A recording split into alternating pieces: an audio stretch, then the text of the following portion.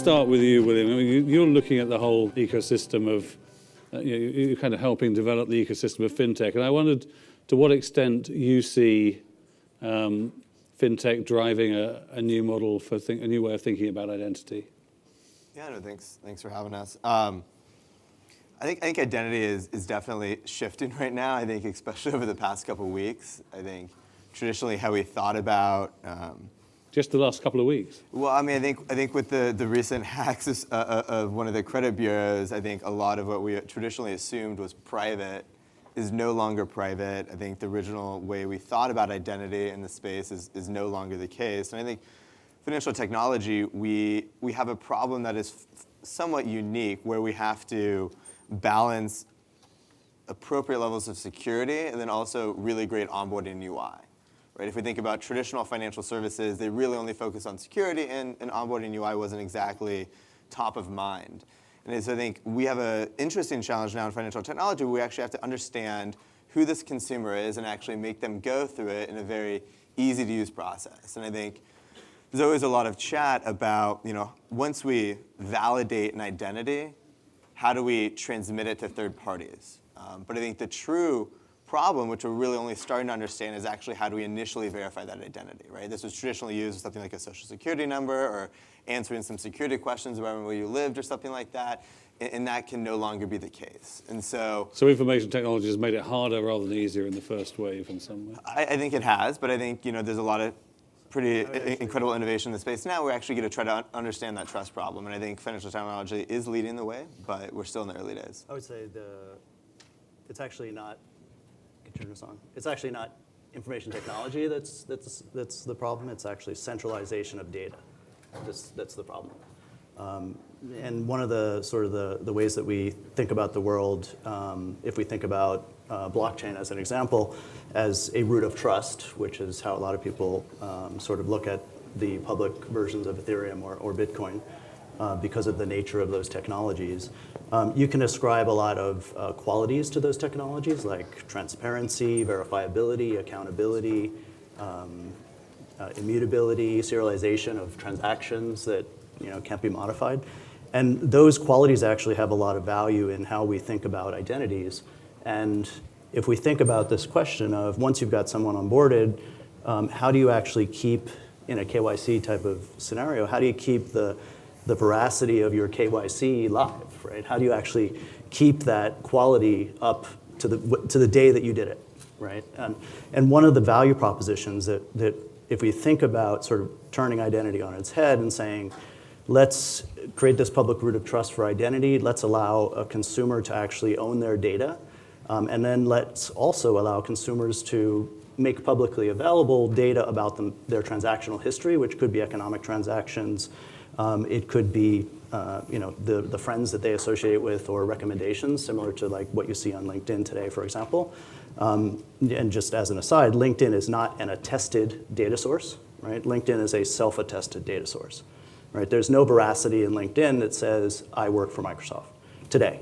And obviously that might be something interesting to work on for a company like Microsoft. But in terms of how we sort of think about the world, I think we just need to sort of flip it.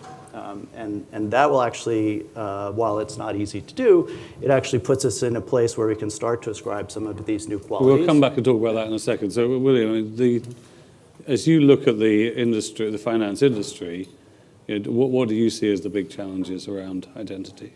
If the biggest single impact of blockchain technology has been in cryptocurrency, the second biggest impact will be identity. And that is because, as York explains, we're going to move from centralized to decentralized identity. So is this really a debate around whether we adopt the blockchain and how we adopt the blockchain, or is there something else related to identity that we ought to be talking about as well?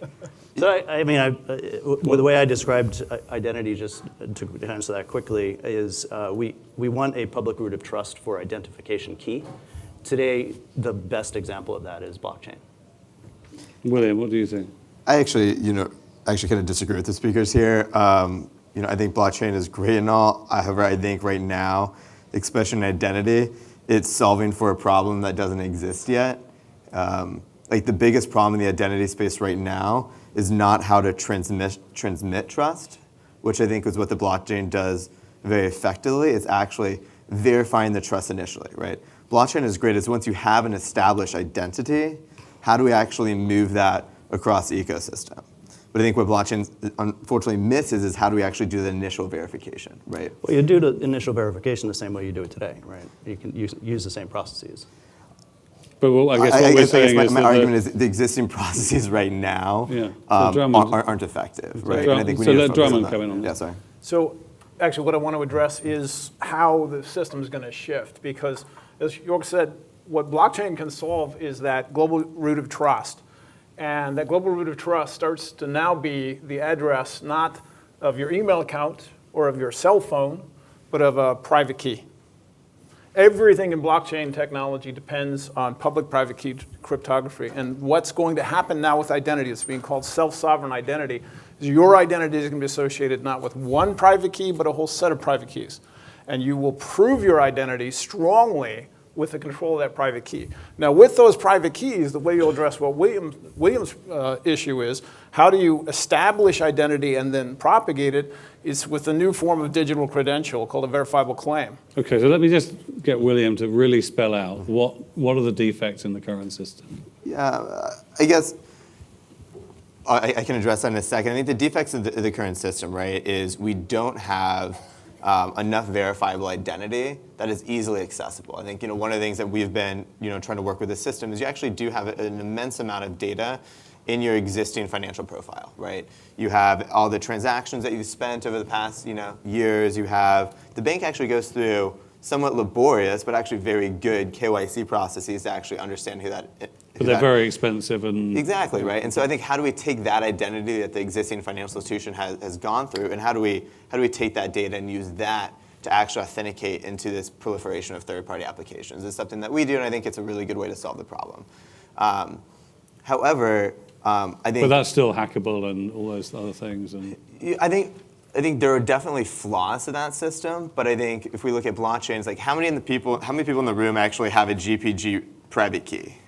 PGP. Right? how many people in the room actually know what a GPG Exactly, private key right? is? I think it's PGP. It depends on the system. So you use, I'm but glad you right. brought. I'm glad you brought like that very up. few people. And So I think, it's a great point. in a room where yeah. everybody Sorry. knows the systems and has that identity, I think blockchain can be very, very viable. However, everybody in this room probably has a bank account, has probably gone through a KYC process to verify your identity. Using that as a sort of source of truth, maybe for 10 or 20 years until we all live in this new blockchain world, I think that's probably a better solution. So actually, let me address two things. One, PGP, and the reason why people don't have PGP keys, except for Emin, who works for Cornell, in the back corner of the room, is that PGP is an utter failure, right? In Can you terms just say of- what a PGP Sorry, key yes. is before we... Sorry. PGP stands for pretty good privacy, oddly enough. And it's a tool that people use to exchange digital messages in an encrypted form with each other. So effectively, using a public-private key system that you have to own and control and exchange keys with another person to actually establish a secure encrypted connection with them. And you could encrypt email messages, for example, and only that person could unencrypt them. It's literally been around for what, 20 years?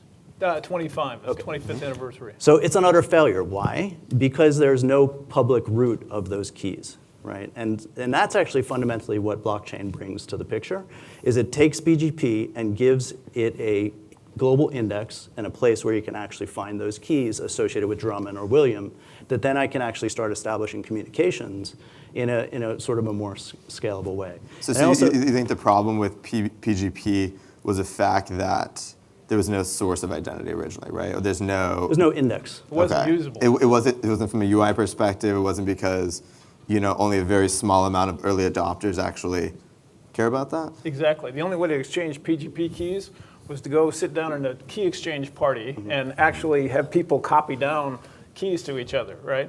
It was not Is very that a bit workable. like Ice Storm or that stuff? Yes, it was. Nowadays, of course, we have. Oops, trying to get it out here. We have these things, right? And the new Apple phone, is going to have biometric ID on. So do we need any of this stuff? Which addresses the second part of the problem, which is how do you strongly prove it's you actually controlling that key? As you make that really usable, William asked a good question about PGP keys, but let me ask this question to everyone in the room. How many of you has either a Bitcoin or an Ethereum wallet today? All right. How many of you think that you will have one within the next 12 months? It's like fewer. Fewer? That's interesting.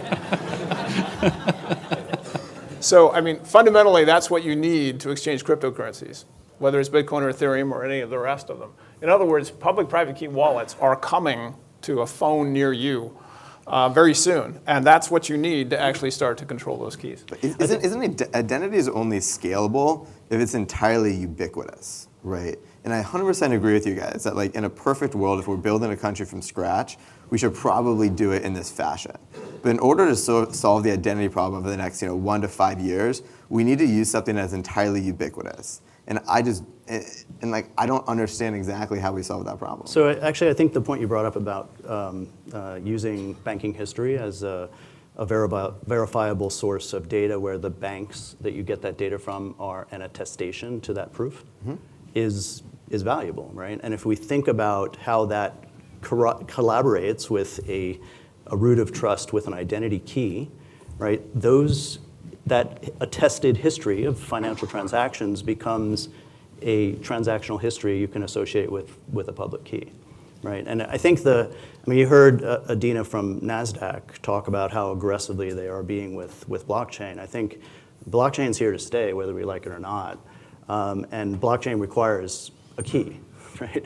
I think this is the point that you're trying to raise. As I understand it, I mean, the blockchain, certainly the Bitcoin blockchain, you can clearly trust the chain itself and the information contained in the chain, and the identities within that chain are what they appear to be. So that there is this continuity. So it gives you tremendous confidence in that. But you're still with Bitcoin. I mean, you actually often have a lot of people who are anonymous in that system and don't have any connection necessarily that's easy to get at in the real world. That's why it's so popular in the dark net and so forth. I mean, how do you? So you're proposing something new to actually get around that problem. Right? The key is, and you're absolutely right. Bitcoin or Ethereum, there's no identity system built into them.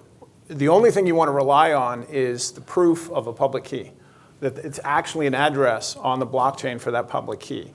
Then the proof of the identity. So a public key sits in a central register, and anyone can go to that. Not a central register, a decentralized network around the world.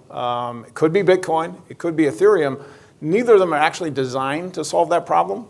So I'm one of the trustees of the Sovereign Foundation building the third major public blockchain designed just for self-sovereign identity. And it'll be optimized just to hold those. And just unpack that. So self-sovereign identity. So what does self-sovereign mean? What it means is every identity we have today, other than your name, your phone number, your email address, they are addresses for you, identities for you that someone else controls. You're renting your domain name, you're renting your phone number. Self-sovereign identity is the first lifetime portable address that doesn't require any centralized authority and can never be taken away from you. That's what blockchain as a root of trust can do. And it's all embraces, everything that you do can be attached to that? Or? Yes, you can use that. You can use that root of identity to prove your identity in any relationship you have. And it's the dead opposite of a social security number.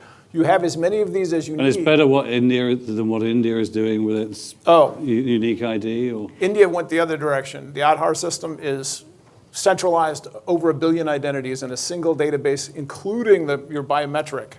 So it is. I don't know. It's a pretty nice honeypot. Yeah, the world's biggest. So you like this idea of self-sovereign identity? So I think that sort of how I approached it was, everything we do in blockchain requires a key, particularly in enterprise blockchain context. We need to identify the people who are using those keys. We need a system to do that anyway. So some of the work that we've done. Just to get a key, by a key you mean what exactly? It's a private and public key pair. Right. So it allows you to do what? So a blockchain key actually allows you to transfer money right? So if you have a Bitcoin key, you can transfer money on Bitcoin. If you have an Ethereum key, you can transfer money on Ethereum. And effectively allows you to enter the blockchain and do a transaction. And that could be a money transaction, and it could be a workflow between multiple parties moving goods in a supply chain. It could be people refactoring some kind of claims processing within their corporation. There's all types of ways that, or business processes that can happen and be refactored. But if you're going to do it on blockchain, it requires a key. So fundamentally, everything that we do in blockchain requires a key. So we have to solve this key management problem so that we protect consumers from themselves. And so there's this sort of built-in chicken and egg problem that we have in blockchain that hasn't really that well been solved yet. Some of the work that we're doing along with Drummond and others in the Decentralized Identity Foundation is specifically focusing on having a common schema across all different startups and companies that are doing identity work. And just how, I mean, are we talking 20 years in the future? Are we talking 3 years in the future? Before this gets, this kind of self-sovereign model becomes I would attractive answer that to question, banks and others? The reason I'd link it to blockchain is because, and you heard Adina say this earlier, aggressive companies are using blockchain today. That means Adina has a identity problem, right, in her business. So she's solving this problem on her own, right? So the best thing that we can do when we look at sort of large deployments is we need to get to common ground. We need to have common architectural templates and reference implementations, or everybody's going to do it in their own way. So to answer the question, it is coming as fast as blockchain. And that still remains a question as to how fast that really becomes. In every industry, whether it's advertising, supply chain, fintech, what have you, blockchain is on the minds of CEOs like Adina and others, and some are aggressively attacking it, and others are taking a more of a wait and see approach. Brilliant. How fast do you see this emerging, and how long are we having to exist with the current set of rather flawed methods for identifying people? I think the problem that the other gentlemen here are probably trying to solve is a little bit different, right? Is like when we need to verify identity in a very closed network, in an enterprise setting or something like that, I think blockchain is probably farthest enough along that we can implement that, right? I think as we start to think about solving identity at a mass scale across the US or across the world, unfortunately, I don't think it's there yet, right? Because we need an identification form that's ubiquitous. Yeah, I agree. And I don't think we're there yet. Maybe in 5 years ago, maybe in 2 years we will. Define ubiquitous. I think that more than 10 people in the room raise their hand for it. Probably would be the first start. And I think looking at the underlying information, such as in a bank account or something else, is probably a better place to start than almost reinventing the model with blockchain. Because if we don't do that, we're going to fall back to the insecure methods of a credit bureau or something like that. And we're going to go over to questions in a second, but what do you see as the most promising short-term solution then to the challenges we face for Ubiquitous? I'm biased because that's what my company does. However, right. I do think that using the financial institution, using the transaction history, look at the KYC identification that the bank actually has, is probably the best short-term solution to solve the identity crisis right now, especially in financial technology, where a bank account is already ubiquitous. Yeah, and I don't disagree with that point, but it sounds like you're saying that Plaid is the ubiquitous solution. I am biased, and yeah, I do think that. Which, I'd fundamentally But disagree you're saying that a bank becomes the source of the confirmer of identity for the whole system? Or? I do. You do have a little bit of problem where if you use a bank as the underlying resource, you do have that centralization problem that got us in the problem in the first place, right? And so I think over time we do need to solve that and move to a decentralized model. However, I do think we need to look at what we can do right now, and using a user's financial institution as the underlying source of identity is probably the best solution we have right now, at least in this decade. And so if I translate that into the language that Drummond and I are using, it's using the bank as a source of attestation to a consumer's financial history is no different. Well, I think there's a couple ways to look at it. I think one is unfortunately 9,600 banks in the US right now have not opted for that solution, and so it's not approachable to the average consumer. Because if I'm building a financial technology application, right, and I need to verify a user's identity, unfortunately, if my bank is not going to support one of the protocols that we have addressed here, I'm not going to be able to use that application. And so I think we need to use something a little bit more traditional. So can I just point out that 60 credit unions have come together into the CU Ledger blockchain initiative, and the first thing that they're implementing is self-sovereign identity using the sovereign global public utility that's being designed for that. Now, it is actually up and running today with the first 11 stewards that operated as a public permission blockchain. I would say the app's going to start to be in consumers' hands next year. It won't be ubiquitous next year, but look at the hockey stick. In other words, we're painting a picture here of where we are now and where we're going, and it's just a question of how fast it's going to get there. But William, are you basically saying that banks should offer something similar to the option that you see on so many sites is log in with Facebook or something, and people kind of immediately know who you are from your Facebook persona? Should there be something similar? Log in with Chase, and essentially you will suddenly be that authenticated individual in that place. Yes, that's what my company does. I mean, we power about over 10,000 applications in the U.S. and tens of millions of consumers have already gone through this flow. So, and I think it's a very effective way to do things. And to the point, but you're saying that's still not by any means commonplace. I think it is pretty commonplace. I mean, tens of millions of Americans have gone through that process in the past couple years, and so it is fairly ubiquitous at this point. But yeah. I also think there's another, just a really quick point. I think we're seeing actually this idea of acceptance of this, what was PGP that failed, but essentially public-private key pairs as something important. It's sort of happening across different parts of different industries. An example was this week, the W3C actually ratified an update to their payment API, which now includes the ability to accept and send cryptocurrencies. So what that means is that if you take a browser company like Google Chrome and they're updating their payment API in their browser, you now have a first-class citizen in a consumer who's using Chrome who can utilize these public and private keys to not only do currency, but also to do identification. And what that means is what's coming, today it's the Facebook, log in with Facebook, log in with Google, log in with PayPal.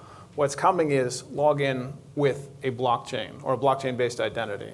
That's what the sovereign network's being. So you're going to see log in with sovereign available to anyone in the world with no intermediary. You're going to prove your identity with your public key, and it will be coming right out of your browser. Mike McGovern. Can you prove that, by the way?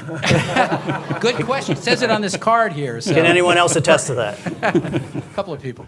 But I have to be a bit of a skeptic here. Certainly, well, let me frame it this way. So instead of a social security number, we have a private key. But if the most secure implementation of that key stream is on an air-gapped server under a Faraday cage, then what exactly have we solved for? How is that any different than a filing cabinet in a locked room? William? Well, to be honest, I think it's a better question for these two gentlemen. Yeah, so the veracity of an identity, if anyone who's doing KYC flows besides William, is determined based on a risk profile that's acceptable, based on things that you are assured of, right? So you go through and you validate an identity based on essentially lots of different types of interactions, which could be financial interactions, relationships with banks, ownership of homes, et cetera, right? That's how I know that William is creditworthy, right? If you translate that into a public key, right, how do I now translate that concept into a public key concept so that I can now use that public key to identify digitally who I am? I need to have those same types of attestations from other institutions like banks, for example, and actually Reuters has an implementation of this, I don't know if you've seen that, where they provide veracity about that digital key that says essentially, yes, we recognize that key is from York, and here's what else we know about him, right, in terms of data about that person. And then as a consumer, I think the mind shift here, similar to the blockchain mind shift around decentralization, is that we no longer rely on a login with Facebook as a tool, right? Which today, actually, for a consumer, you're giving up a lot of data for that privilege, right? Because you felt like you didn't want to type in a username and a password you'd rather give 1,500 data fields away, right? I mean, that's a lot of value you're giving up to basically, not have to type in a username and password. But, I think the sort of the point that you're addressing is a point about, how do we secure systems in general, not just, new systems, but existing systems. And I think we've seen in the last weeks that we've miserably failed at that, right? I mean, we have a big problem in that space, right? It's not a new problem. I think I'm kind of like a pessimist with you a little bit here. I think your question is kind of how do we eliminate the single point of failure problem? And I don't think we're ever going to. I think the trick with security is you never have perfect security, right? All you can do is make it more expensive for the attacker to attack you. And you're shooting for that point where the expense at which the attacker has to pay in order to attack you is not worth it from a return perspective. And I think we just have to keep moving up that bar, but we're always going to be vulnerable. Like there's always going to be ways in, no matter if we do blockchain or anything else. Like we can't build a perfect security system. We just have to keep making it more and more expensive. So I was part of the early founding team of Adar, which is India's biometric ID system. And just say who you are as well. My name is Sahil Kini. I'm a venture capitalist, but I worked with Adar before the first Adar number was issued, and then continue to work with that team to this day. And I've heard every possible criticism of Adar, that it's a honeypot, that it's this thing, and so on and so forth. But at the same time, that we've evaluated blockchain internally as a team. We've looked at it. Everyone comes and says, "Why don't you do blockchain?" And the main challenge, of course, is uniqueness, establishing uniqueness in India or in any identity system. It's not just about attestation and veracity, it's about uniqueness. So if you're going to, for example, get government benefits and you don't want ghosts and you don't want duplicates, then you need to have some way of deduplicating. And if you're going to deduplicate, then it has to go to a central point. And once it goes there, then you end up with the same problem. Now, even if you talk about attestation, attestation is fine for systems where you have multiple identities and multiple sources can come and can attest to your identity. But if you're coming de novo, if you're first into a system where 400 million people in India had no identity, so who's going to attest to them, right? So to me, this discussion seems very theoretical. When we're talking about, I think William's point around failing. That there never will be perfect security. That's actually the most, truer words haven't been spoken. So is there a question? Instead of talking about the question is. I think the question is obvious. So Drummond, do you going to respond? The question is, what about the blockchain? I mean, why is it panacea? It's got its own set of problems, and it doesn't solve a bunch of problems that are very real for an economy with like hundreds of millions of people. So I do want to say that you're right. There is no such thing as perfect security, and blockchain is not a panacea. However, if you want to talk about the security and the threat profile, first to your question, your private keys will not live on a server someplace way in the cloud under a dungeon. They're going to live right next to you on your local devices out at the edge. That's the safest place to have your private keys, because the attack surface is you, one individual. An attacker's got to break into, and we're going to ensure it's more than one device in order to actually hack just one person. There won't be any more honeypots, and these devices are going to be right next to you. Evernham is leading an initiative funded by the Department of Homeland Security here in the US to do decentralized key management, to figure out how do we standardize the use of private keys on your devices and back them up not with a company or an institution, but with your own family and friends. That is how we're going to get strong security at the edge. It's only part of the solution, but that and blockchain is a root of trust. And by the way, then turning those keys into a way to sign these digital credentials that you can use all over the internet, just the way you use these today to prove your identity every time you get on a plane, you rent a car, or go into a hotel room. We just need this system for the internet. That's how you take the credentials that William today is managing in the centralized way and turn them into something you can use any place on the internet. But so you disagree with the view that you do need some state role in identification? No. There is, Evernham's already working directly in the Sovereign Foundation with multiple governments around the world. They're recognizing their government-issued credentials are the first things that should be given to you as a citizen to wield for your benefit around the internet.